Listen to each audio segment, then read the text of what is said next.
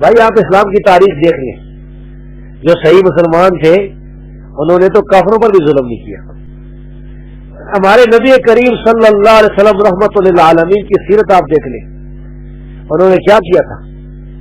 جب مکہ فتح ہوا، مکہ کے جو لوگ تھے مشرکین مکہ، انہوں نے بڑے ظلم کیے تھے. نبی کریم صلی اللہ علیہ وسلم کو شہید کرنے کے منصوبے بنائے تھے، پوری کوشش کی تھی، ناکام رہے تھے.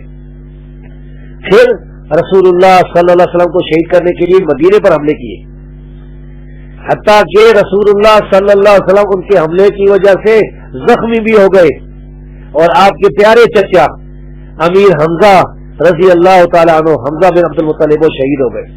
ان کے لیے رسول اللہ صلی اللہ علیہ وسلم رو رہے تھے، بہت پریشان تھے، بہت رو رہے تھے. پیارے چچا احد کی جنگ میں وہ شہید ہوئے، ان کے ٹکڑے ٹکڑے کر دیے گئے، مسلح کیے گئے.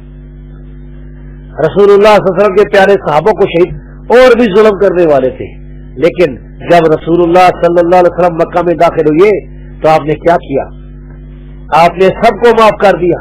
آپ کا سر جھکا ہوا تھا اور آپ رو رہے تھے اور اللہ کی تعریف بیان کر رہے تھے.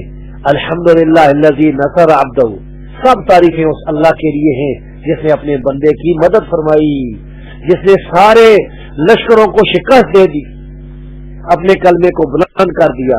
اور پھر رسول اللہ صلی اللہ علیہ وسلم نے فرمایا لا تثریب علیکم اليوم، اے مکے والو آج تمہارے خلاف کوئی کارروائی نہیں کی جائے گی، کوئی انتقامی کارروائی نہیں ہے، آج کسی سے کوئی انتقام نہیں لیا جائے گا. پھر نبی کریم صلی اللہ علیہ وسلم کے جو سب سے بڑے دشمن تھے، آپ کی مخالفت کرنے والے ابو سفیان رضی اللہ تعالیٰ عنہ، رسول اللہ صلی اللہ علیہ وسلم نے معاف کر دیا اور فرمایا کہ جو ابو سفیان کے گھر میں داخل ہو گیا وہ امن میں. بھائی یہ ہے اسلام کی تعلیم ہے. اس کے بعد بھی دیکھ لیں خلفائے راشدین کا دور، یا جتنے بھی مسلمان جو فاتحین ہیں، جو صحیح تھے، صحیح العقیدہ فاتحین، انہوں نے کفار ان کا بھی ظلم نہیں کیا. بیت المقدس جو مسلمانوں کا پہلا قبلہ ہے، جب مسلمانوں نے اسے فتح کیا، اسلام کا جھنڈا سر بلند کیا، تو پھر کافروں کو قتل نہیں کیا گیا، قتل عام نہیں ہوا، معاف کر دیا گیا. وہ اپنے ان کے عبادت خانے باقی رہے. ہندوستان میں جب محمد بن قاسم نے قبضہ کیا، راجہ دار کو شکست دی، تو لوگ ان سے اتنے خوش تھے کہ جب وہ واپس جا رہے تھے تو لوگ رو رہے تھے.